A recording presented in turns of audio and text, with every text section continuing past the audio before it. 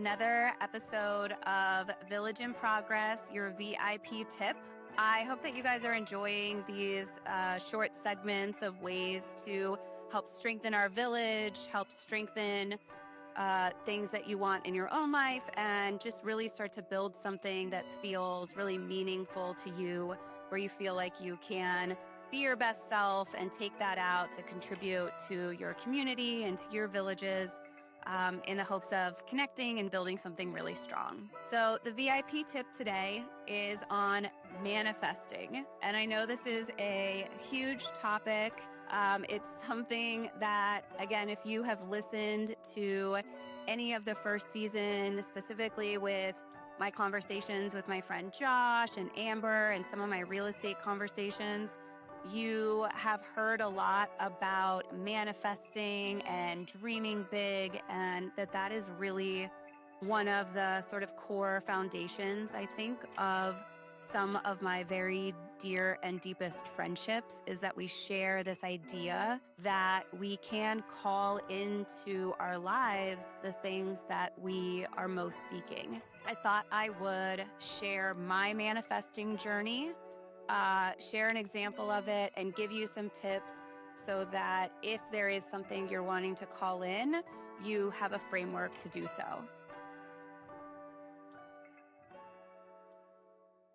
So I want to start this out by saying that I am not an expert in this space. I'm not an expert on manifesting.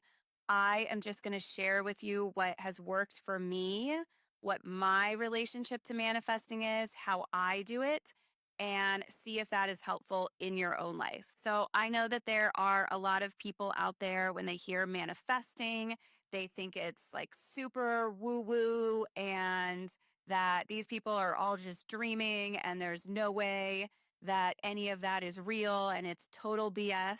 And then there's some people who are really on board and they're like, I manifest everything in my life and I'm going to have whatever I want. I'm really somewhere in the middle. I would say I'm like a moderate manifester, but I do really believe in the spirit of what manifesting is.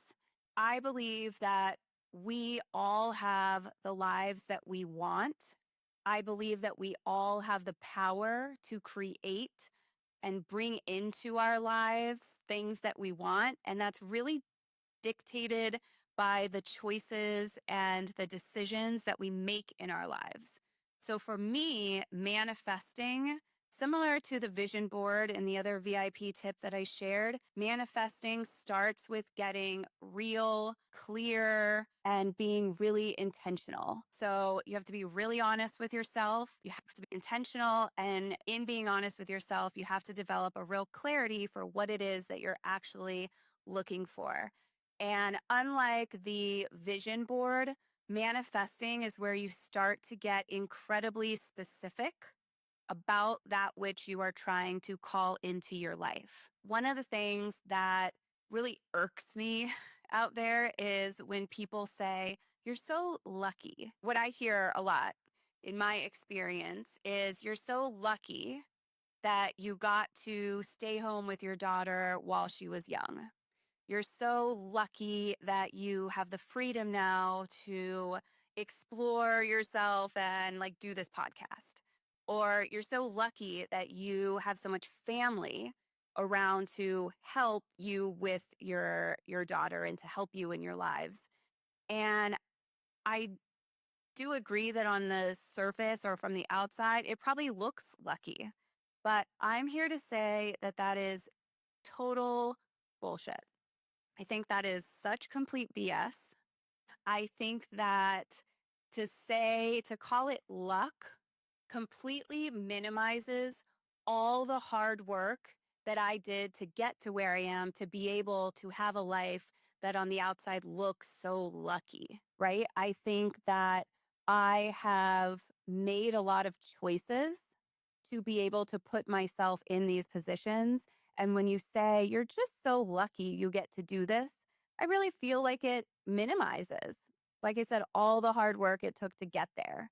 The truth is that I worked really, really hard and I did the inner work and I made financial choices, to make myself financially independent to be able to buy homes in my 30s. And I made choices to invest in myself. When I started real estate, I had nothing. And I made the choice to invest in my training and in my coaching and in myself, even when I didn't have any money at all.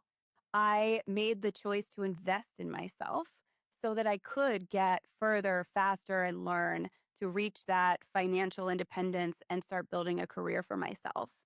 I made choices to end toxic relationships, probably a little too late. I mean, I probably let those drag on longer than they needed to, but I did eventually make choices and decisions in my life to end that.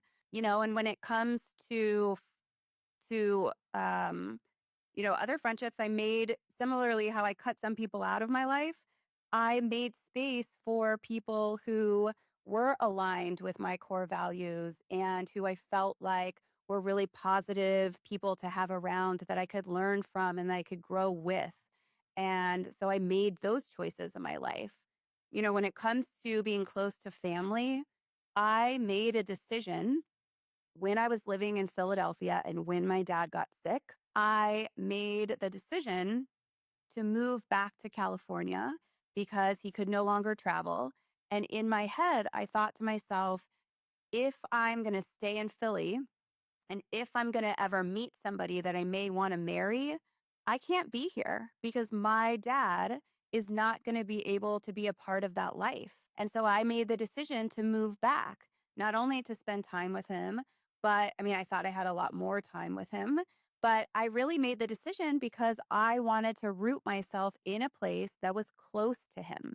So I uprooted my entire life, like mine, and moved to be closer to him. So I feel like I made a lot of choices when in my 20s and my 30s that, you know, started planting the seeds for where I am today. And, when I met my husband, we had a lot of conversations right up front about finances, about our credit, about our value system, about children, about family. And because I was very clear on that, I also really paid attention to his family dynamic and how close he was with his family. And that certainly went into the decision making process. So I just really feel like to call it luck minimizes all the hard work that anybody does to get where they are in life. I also take an obscene amount of supplements that probably only my husband and my friend Amber could possibly understand because I invest in my health. I make choices every day to move my body and I pay attention to things going on inside my body. So, I mean, I am acutely aware of sort of everything going on and all the consequences and unintended consequences of my actions and my choices. And I have been able to be very clear about all of those things because I've done a lot of this work leading up to where I am now. So, it just feels like when people say you're so lucky to have what you have, that it's because they don't feel maybe in control of their own lives. They're responding and reacting rather than taking preventative measures or making decisions up front that could make choices easier for them in the future. We all have this power to create the lives we want, but it takes a lot of work and it takes a lot of dedication. And you will have to call on your village for support. You will have to surround yourself with people who are supporting your goals in life. I think that that's really important. The people you choose to spend your time with, all of those things are going to affect where you land. And manifesting is one of the tools that you can use if you're feeling like you don't have the things in your life that are fundamentally really important to you. You can get clear and put together a plan. Manifesting is a plan, and put together that plan and then create a strategy to work that plan. So you want to be clear, you want to be specific, and you want to choose one thing to manifest at a time. This also is not something where we're dreaming like we're going to win the lottery and then we're going to buy all these things and then somehow that's going to make our life great and I'm going to manifest that I'm going to win the lottery. I don't want to, be short-sighted, but that feels really silly to say. And that is not something that I would recommend manifesting. Although again, I'm not an expert, but I'd probably stay away from things like that. I will walk you through the example of how to call in love in your life. If anybody out there is looking for a romantic relationship or a romantic partnership, I am going to walk you through on this VIP tip how I manifested my husband. I think that I have talked about this in episodes with Lee and myself, but I'm going to walk you step by step on how I did that. So I waited 36 years to get married. Had to kiss a lot of frogs before I found my prince. It's so cheesy, but isn't that what they say? And I've spoken about it, like I said, a lot before, but there are four things that I did to manifest my husband. So those four things are I made a list. I wrote out an ideal scenario of what a weekend would look like with this person. Three, I made a promise to myself to stay committed to upholding the vision and the characteristics and the ideals that I was writing down. And then four, I turned my universal light on. So I'm going to walk you through what those four steps are so that in the end, you can start manifesting anything you want in your life. And specifically, if you're looking for a romantic partnership, you can use this, but this really works for anything that you are calling into your life, whether it's something in health, your fitness, your relationships, whether that's platonic or, um, romantic. If this is a career change that you're looking, it also works for that. So I would say that of the big pillars in your life, there's probably something you're wanting to call in one of those areas, and this is applicable for all of those. I would say that after I did these four things, I did at the first two. I would say that I would say I probably did like 5 years before I met my husband, these first two things. So I want to just preface this also that manifesting does not happen overnight. And if you fall off, you got to pick yourself back up and put yourself back on the plan.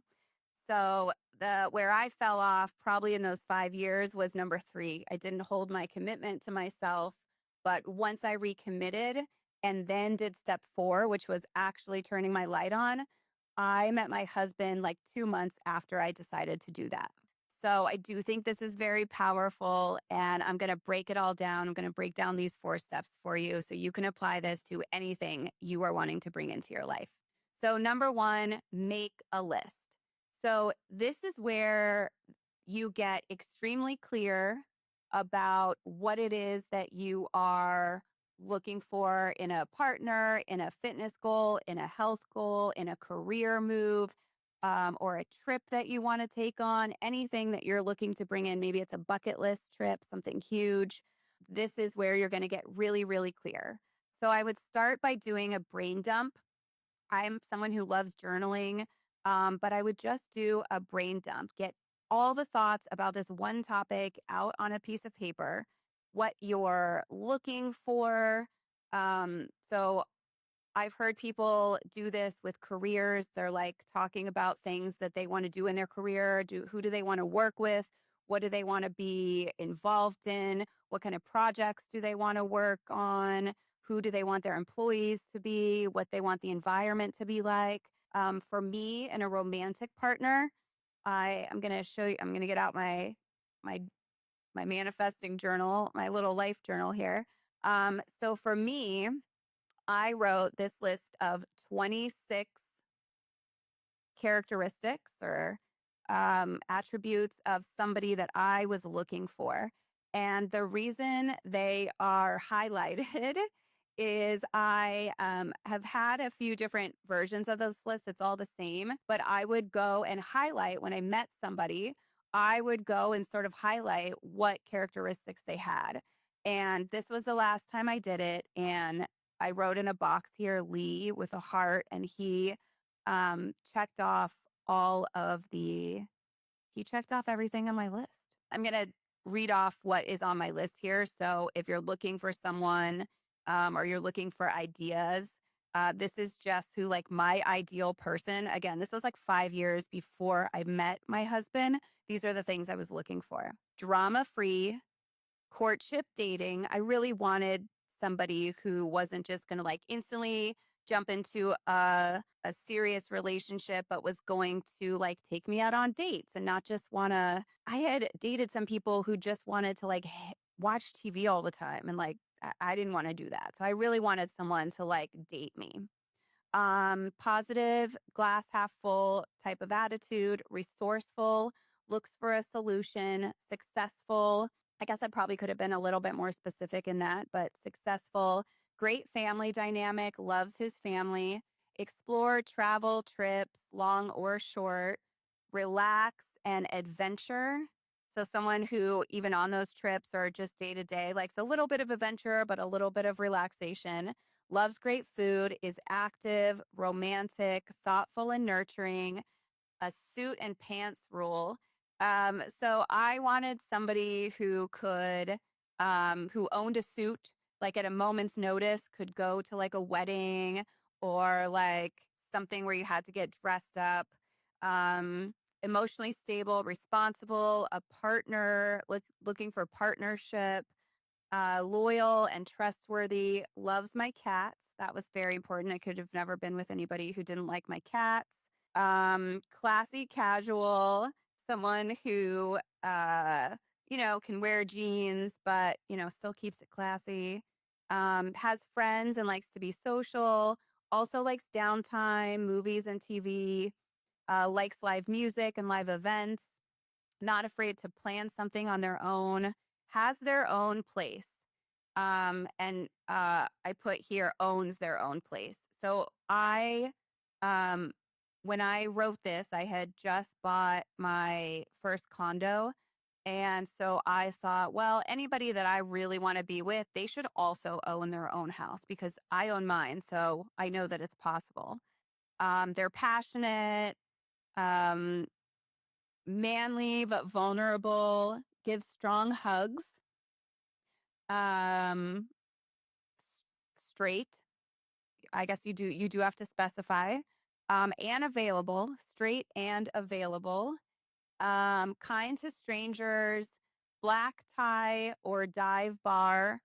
So again, someone who not only owns a suit for a wedding, but could also go to a gala at a moment's notice, but also can do shots at a dive bar. Calls versus texts, open and aware and into personal growth. So I don't know how many items that is, but that's what I wrote. And those are the real qualities that I specifically was looking for in somebody before I even knew who that person was. So the first step to manifesting for me is always making a list, getting very clear, making a list. What are the attributes, characteristics? Where are you going to go? If it's a trip, where are you going to go? What are you going to do there? How are you going to get there? Any detail that you would need if you're looking to make a career switch, it's, what do I want to do in my job? What do I want the hours to be? Who do I want to work with? What kind of projects do I want to be working on? Do I want to work in an office? Do I want to work at home? Do I want to work on a team? Do I want to work by myself? Those are all things to consider. What do I love about myself that I'm trying to bring into this new career? What would I love to be able, what skills do I have that I'd love to be able to utilize in this new career? Um, and so those are the kind of things you want to be asking yourself when you make this very specific list. So the second part of this, number two, is to write out your ideal scenario. So for me, this is where I wrote out, I have this in here too, because this is where everything goes. Um, so I wrote out on the second page of here, this is before I ever met my husband. So simultaneously, after I wrote this list, then I went and I wrote my ideal weekend with this person from the time I wake up to the time the weekend's over. And just so you can see, so it's 1, 2, 3, 4, 5, 6, 7, 8, 9, 10, 11 ish pages on this paper. Okay. 11 pages, starting with I see myself wake up and roll over to my partner in the morning. So obviously, I don't know, I slept over. Anyway, this was like wake up on a Saturday morning. What do we do? Who do we talk to? How do I feel about it? What's the look on our faces? What am I embarrassed of? What am I excited for? What happens? Does he kiss me? How does he kiss me? Do I, what happens next? And a whole who do we talk to? We're making breakfast. Someone calls him. Who is it? How does he talk to them? What do they say? Are there jokes? Is it joking around? Is it lighthearted? Then do we talk about our plans? I mean, literally your entire, like if you were to write out your absolute ideal weekend with this partner that you are envisioning for yourself, what would you do? And this is where you have to be really honest with yourself. You are not making this vision for anyone else. You are making it for yourself. You don't have to share it with anyone else. You don't have to be embarrassed about it. You need to get really clear on what it is you are asking for, what it is you want. And so write out.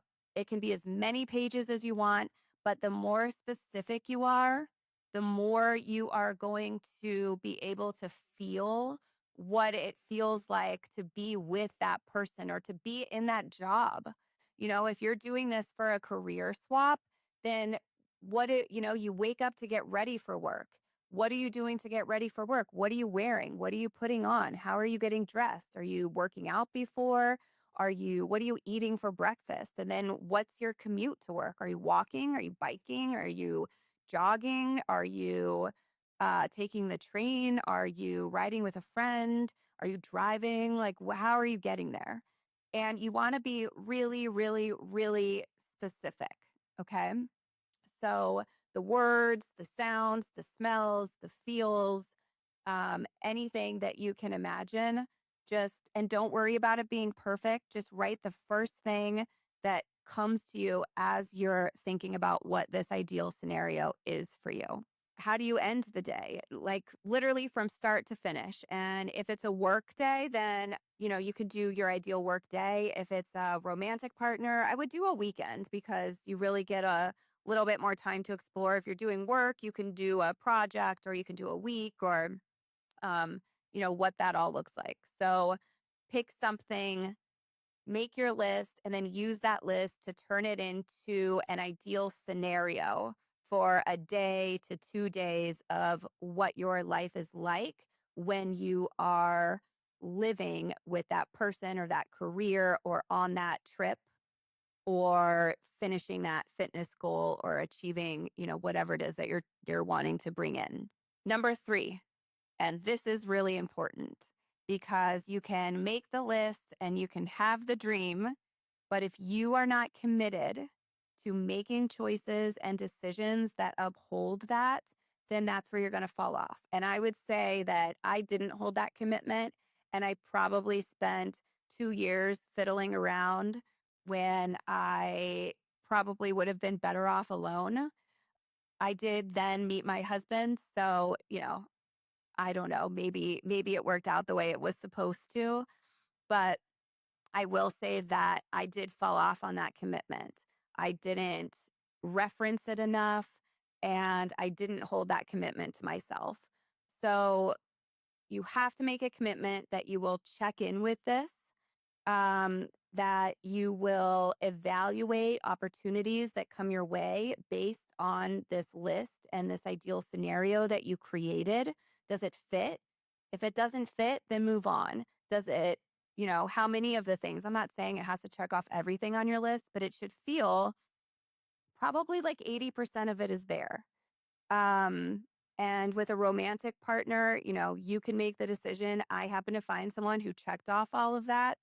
But I would say like 80 to 90% is probably good. You're probably headed in the right direction. Um, and so I would just really commit to honoring these things that you have pointed out to yourself, that you have brought to light, brought to the surface, and use them to say yes or no to certain opportunities that come up. All right. Now, number four, this is probably the one that sounds the most confusing, but I think it's one of the most important things you can do. And that is turn your light on. Now, this is going to sound really, probably really silly to a lot of people, but unless you are ready to accept what may be coming your way, you're not going to see it. It's going to get blocked. You're just not even going to be able to pay attention to it.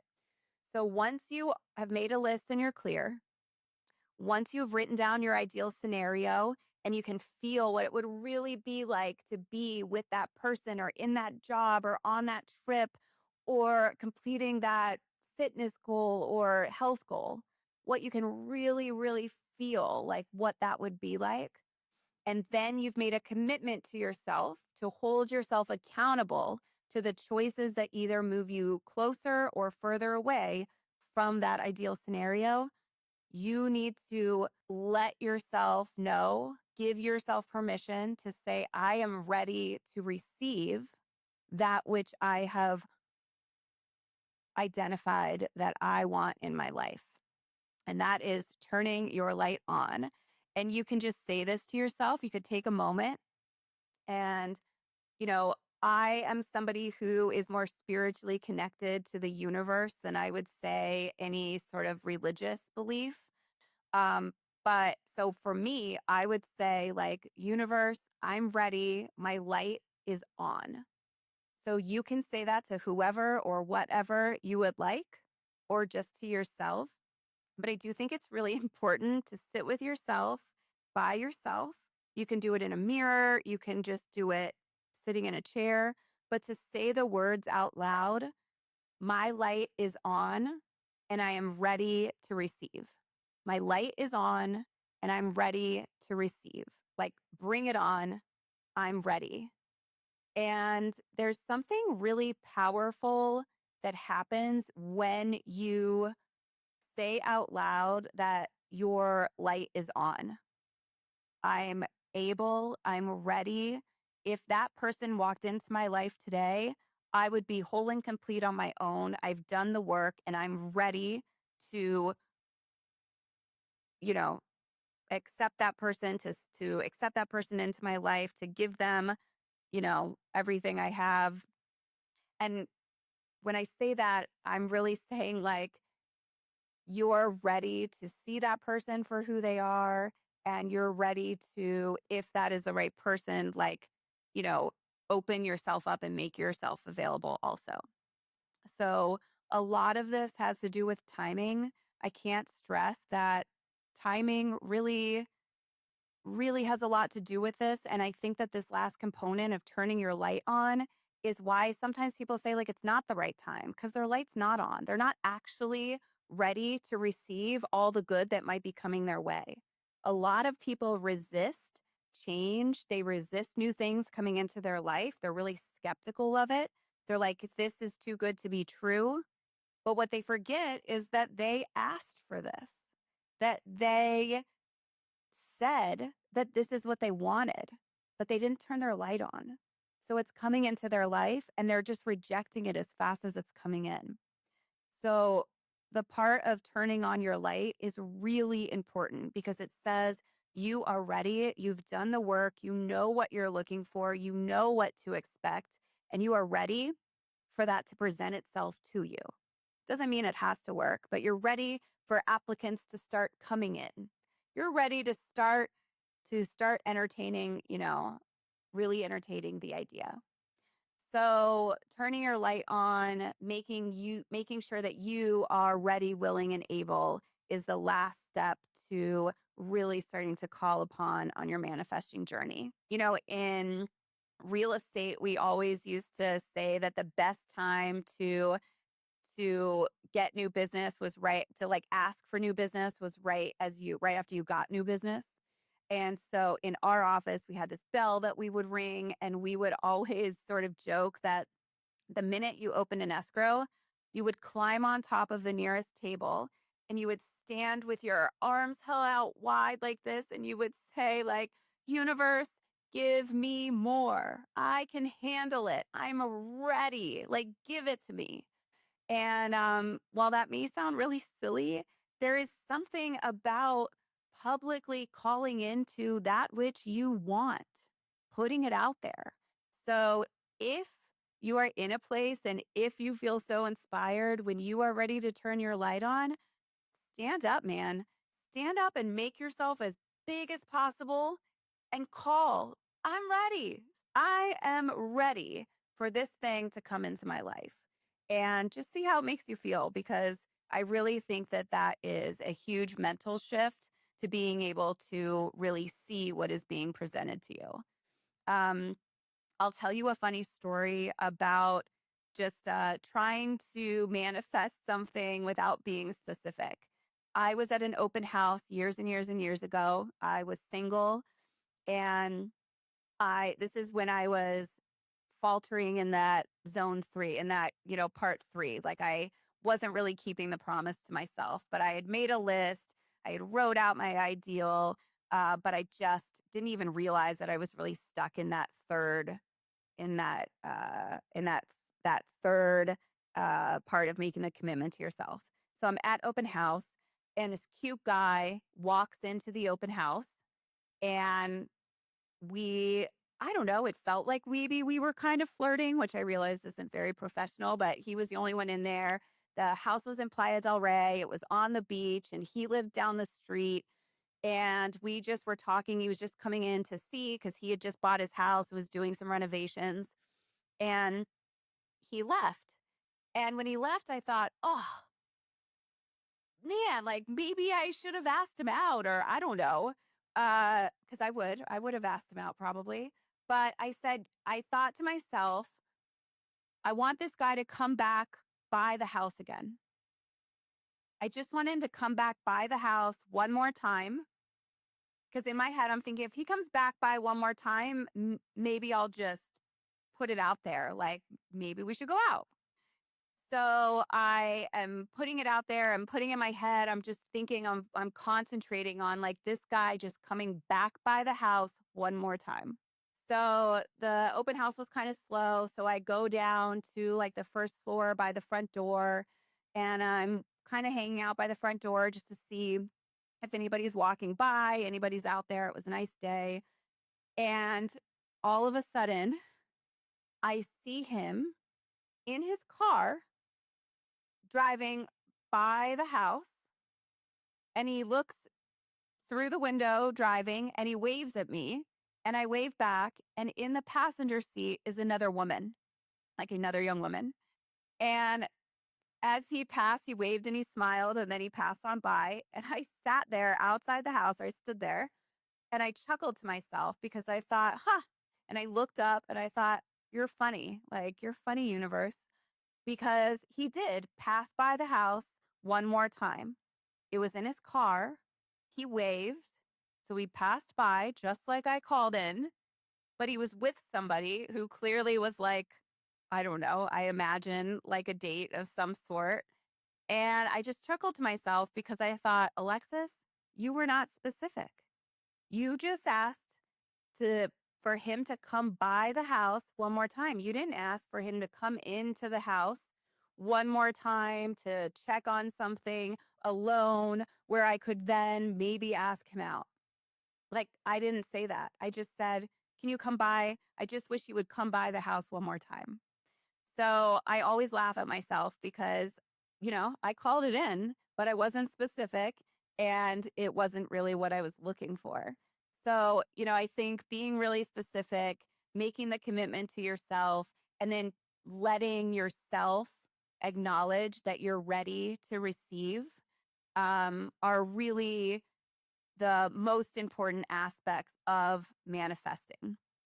So, obviously, for this to work, you have to continue that commitment. You have to make choices that uphold and honor the list and that ideal vision that you wrote out.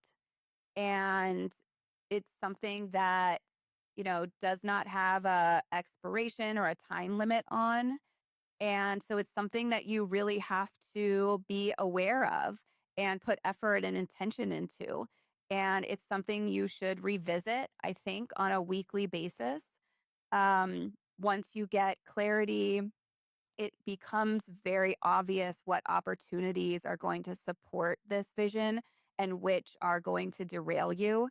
And so that's where then you have to make the commitment that I'm only going to choose the options that are in alignment with what I have already said really matters to me and the life that I'm really trying to build. So, whatever you're looking to bring in, I really hope that this is something that can bring you closer to that. It is a process. Everyone's journey is different. The timing is different. But if you are looking to manifest something in your life and you're having trouble getting started, please drop a comment in the comment section or send me a DM or send us an email. I would be happy to try to help you on that first step of your manifesting journey and to try to give you like a framework. If you have manifested something in your life by doing something like this or similar, I would also love to hear about it. I think that we do have this immense power with our thoughts and our actions when we combine them and hold ourselves to that truth. I think that we are really capable of amazing things and that we can create lives that probably look lucky on the outside, but we're a lot of hard work to get there. And we can create those lives for ourselves. So I wish you all the best in your manifesting journey.